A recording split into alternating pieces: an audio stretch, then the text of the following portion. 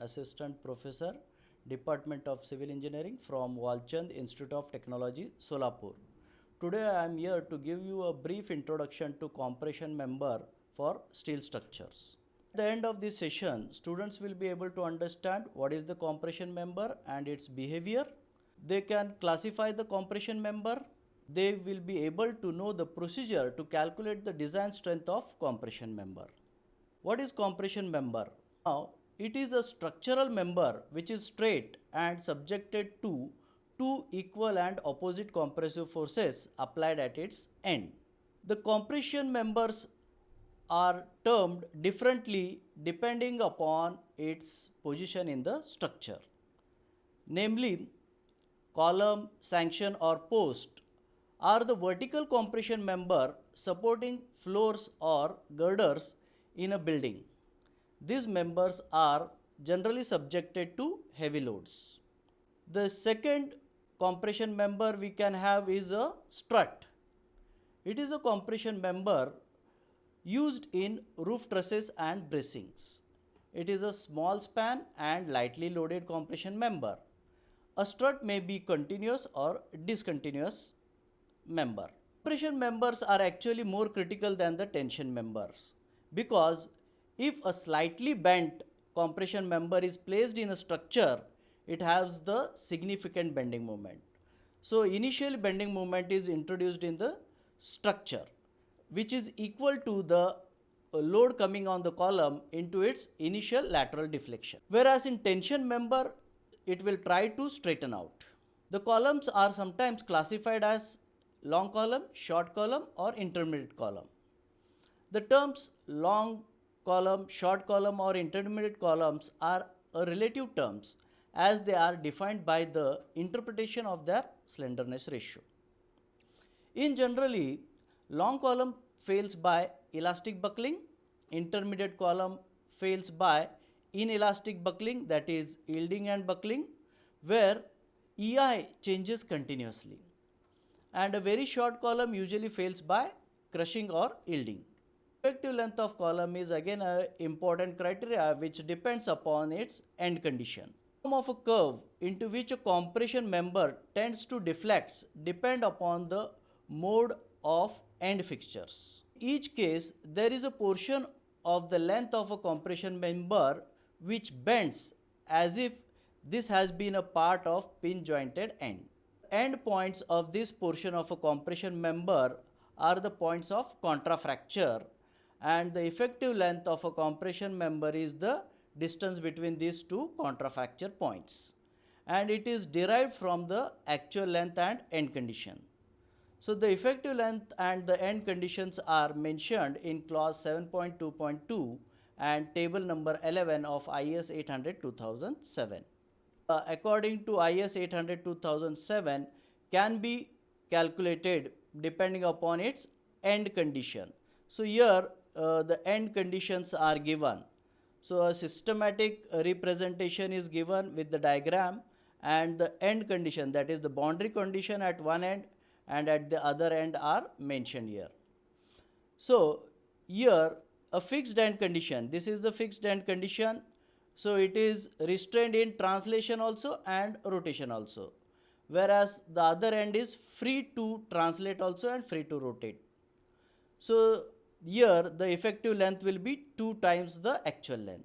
Second figure, this is the pin joint, and here it is a roller joint. Pin joint, it restrains the translation, that is restrains the position, and whereas rotation is allowed. Whereas here roller, so it translation is allowed in one direction and rotation is restrained. So in the third figure we can see both are pin jointed, ends are restrained in position and are free for rotation. Here the effective length will be 1 times the actual length.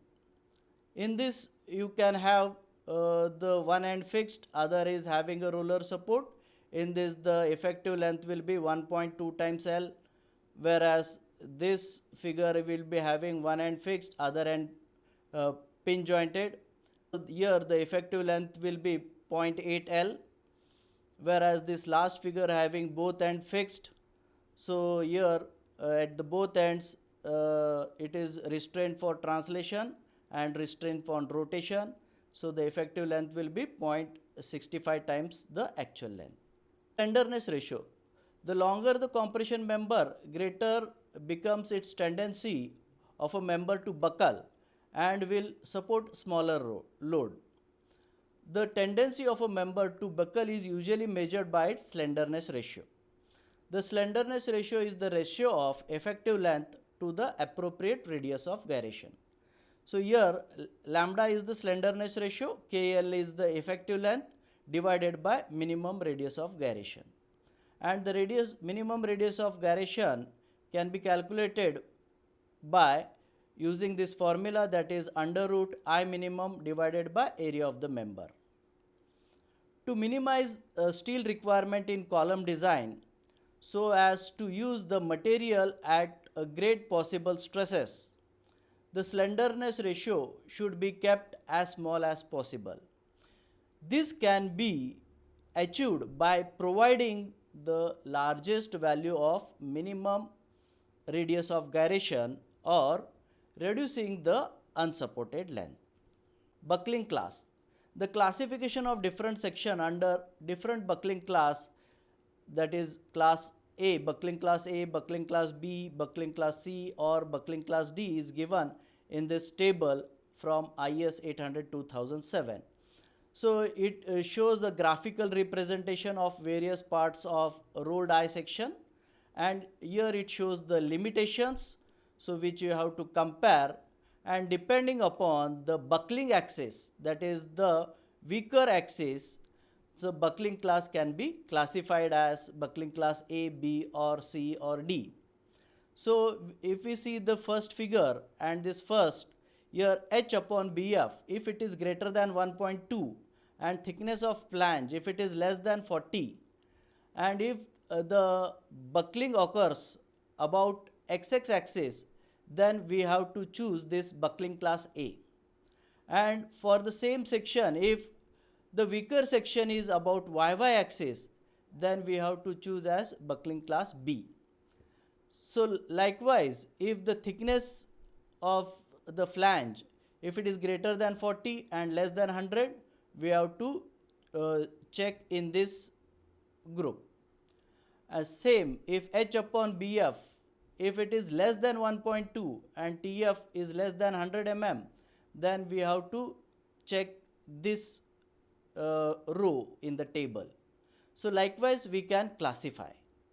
We are having a single channel section, single single angle section, T section, or solid bars, round or rectangular. So that comes under buckling class C. Whereas a built up section using two sections, that also comes under buckling class C. Imperfection factor is the another factor which is related to compression.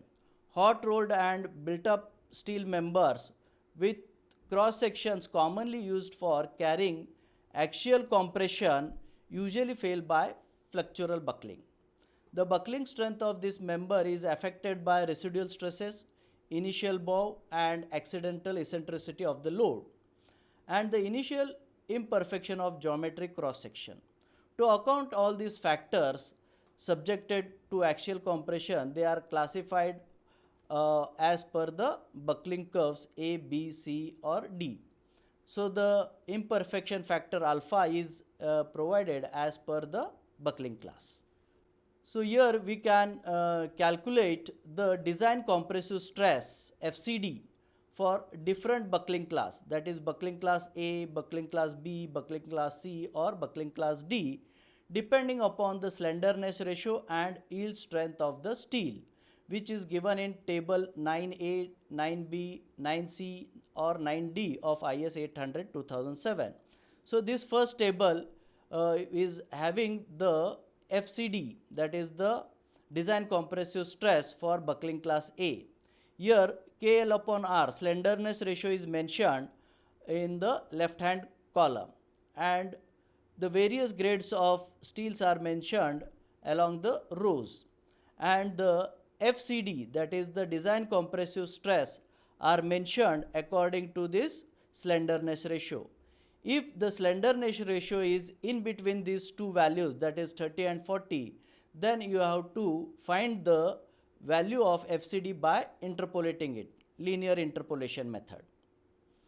So this table shows the values for buckling class B, that is the design compressive stress for buckling class B. This shows the design compressive stress for buckling class C, and this shows the design compressive stress for buckling class D.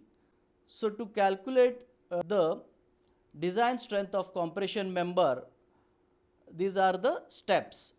So generally given data are rolled steel section, length of column, end condition of column, and grade of steel.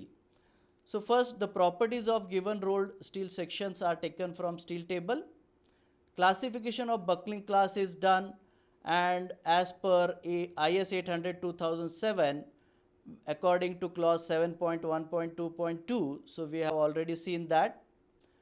Then we have to find a minimum radius of gyration, that is under root I minimum upon area for built up section, and for single section we can directly use R minimum from the steel table. Then we have to find the K factor, that is the effective length of the column depending upon the end condition. That is again as per clause 7.2.2 of IS 800-2007 and table number 11.